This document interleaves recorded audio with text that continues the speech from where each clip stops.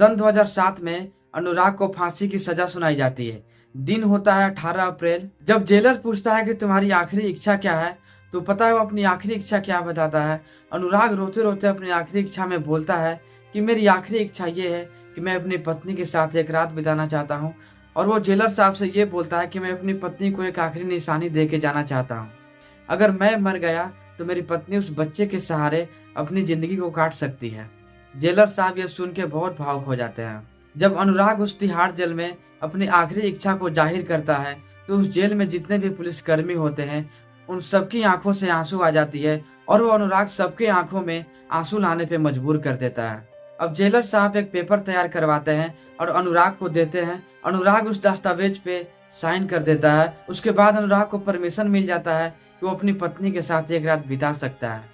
अनुराग की इच्छा ये थी कि उसके कमरे को सुहाग रात के माहौल के जैसा सजा दिया जाए, ताकि उससे ऐसा ना लगे कि आज मेरा सुहाग रात नहीं है। वो अपने सुहाग रात को याद करने के लिए अपने कमरे को सुहाग रात के माहौल में ढालना चाहता था।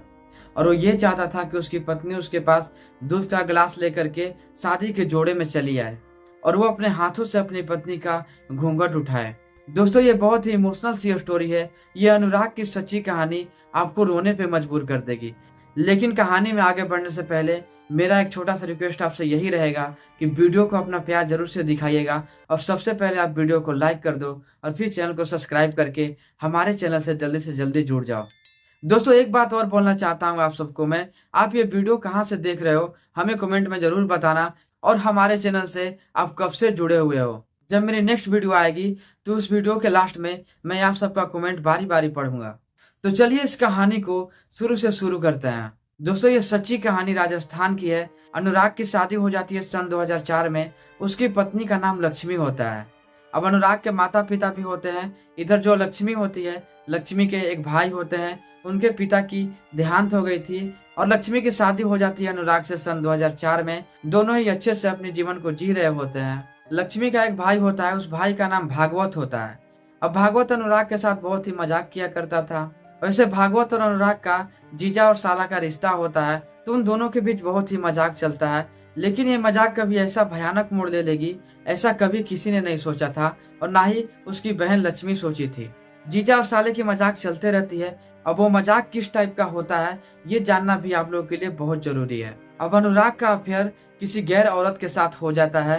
ये बात उसके साला को पता चल जाता है कि मेरे जो जीजा जी है किसी गैर औरत से गैर संबंध बना के रखे हुए हैं। जब ये बात उसके साला को पता चलती है तो फिर ये अनुराग को टॉर्चर करना स्टार्ट करता है। बोलता है कि जीजा जी, मैंने आपको उस औरत के साथ देखा था, वो औरत कौन है, मैं ये सारी बात जाकर अपनी दीदी को बता देता हूँ। भागवत एक नंबर का लफंगा लड़का होता है। वो कोई काम धाम नहीं करता था और ना ही पढ़ाई लिखाई करता था। उसकी पढ़ाई लिखाई भी छूट गई होती है, तो अपनी पॉकेट खर्चा वो अपने जीजा जी को ब्लैकमेल करके ही निकाला करता था। वैसे अनुराग का कोई बड़ा अफेयर नहीं होता है उस औरत के साथ। उसके साथ हल्की फुल्की बस बातचीत ही वो करता है। वो दोनों बस एक फ्रेंड के नाते से ही बात करते हैं। लेकिन इस बात का गलत फायदा वो भागवत उठाता है और अपने जीजा को बार बार टॉर्चर करता है, ब्लैकमेल करता है और कुछ पैसे ऐंठने की कोशिश करता है।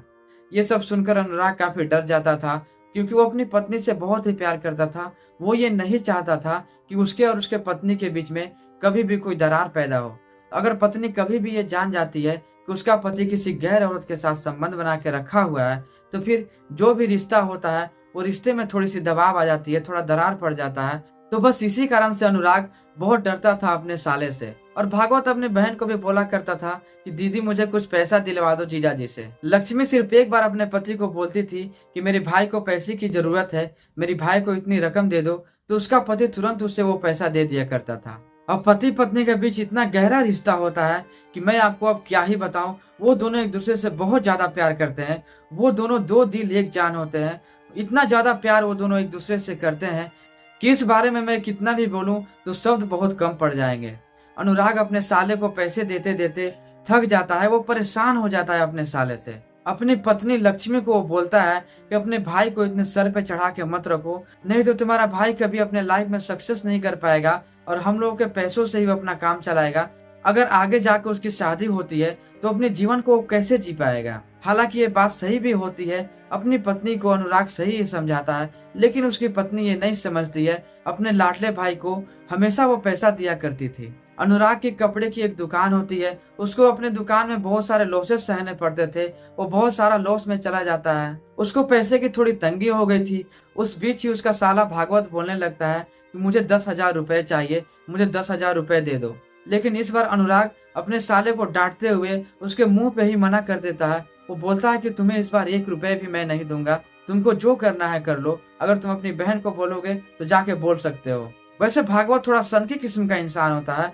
वो तुरंत जाता है अपनी बहन के पास। वो अपनी बहन को ये बोलता है कि जीजा जी का अफेयर किसी गैर औरत के साथ है।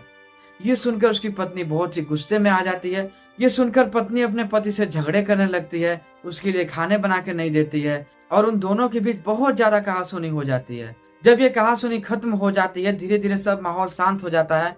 इसके बाद अनुराग अपने साले को बोलता है कि आज के बाद से मैं तुम्हें 1 रुपए भी नहीं दूंगा और तुम अलग रहो और मैं अलग रहूंगा। आज से मुझसे कभी भी पैसे मत मांगना। अब ये बात सुनकर भागवत बहुत हैरान हो जाता है, परेशान हो जाता है।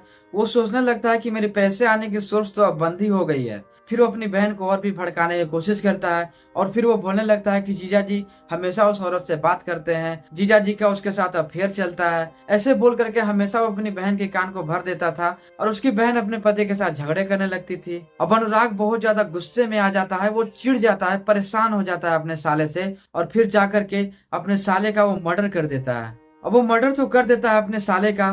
फिर ये बात उसकी पत्नी को पता चलती है तो उसकी पत्नी उससे फौरन तलाक ले लेती है। अपने पति को वो छोड़ने में थोड़ा सा भी समय नहीं लगाती है। उस दिन ही, जिस दिन वो मर्डर करता है, उस दिन ही वो अपने पति से तलाक ले लेती है।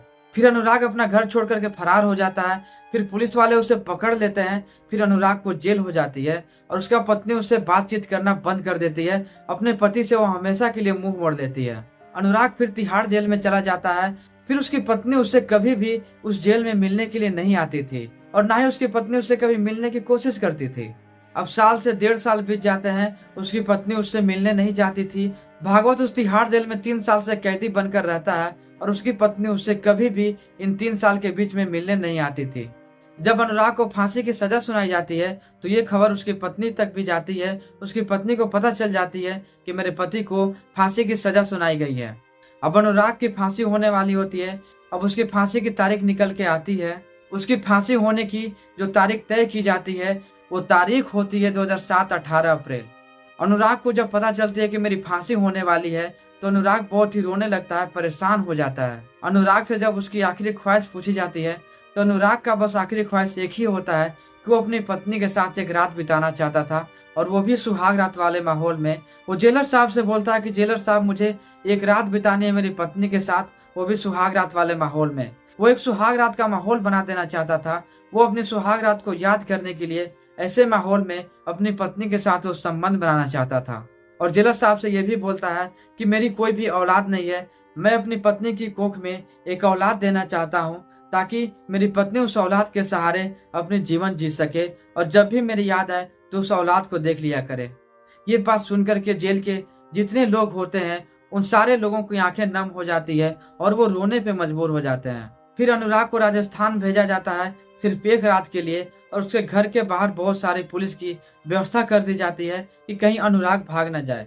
अनुराग जब अपने घर पहुंचता है तो अपनी पत्नी को देखकर वो रोने लगता है और उसकी पत्नी भी उसे देखकर रोने लगती है। उसकी पत्नी सिर्फ उसे देखकर थोड़ी देर के लिए ही रोती है, फिर शांत हो जाती है और अपने पति से कुछ बात करने की कोशिश भी नहीं करती है।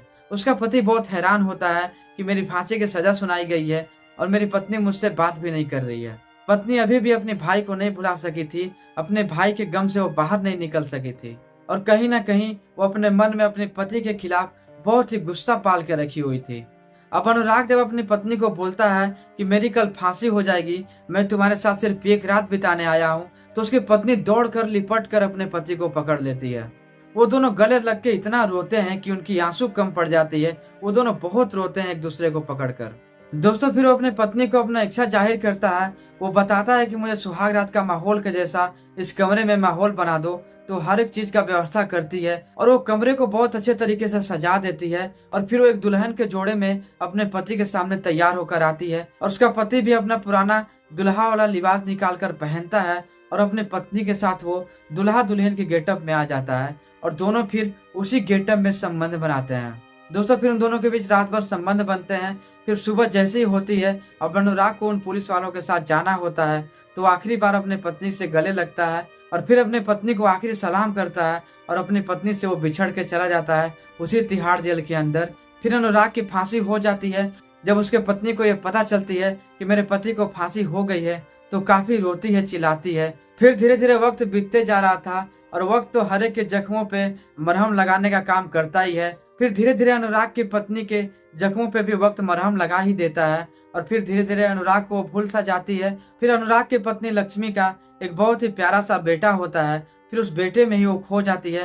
तो दोस्तों ये कहानी यहीं पे खत्म होती है। आपको ये कहानी कैसी लगी अपनी राय हमें कमेंट में जरूर से शेयर कर दीजिएगा और वीडियो को लाइक करके चैनल को सब्सक्राइब जरूर से कर देना। तो मिलता हूँ किसी ऐसी ही नई कहानी नई स्टोरी के साथ। तब तक के लिए अपना ध्यान रखना, सेफ रहना और सतर्क रहना।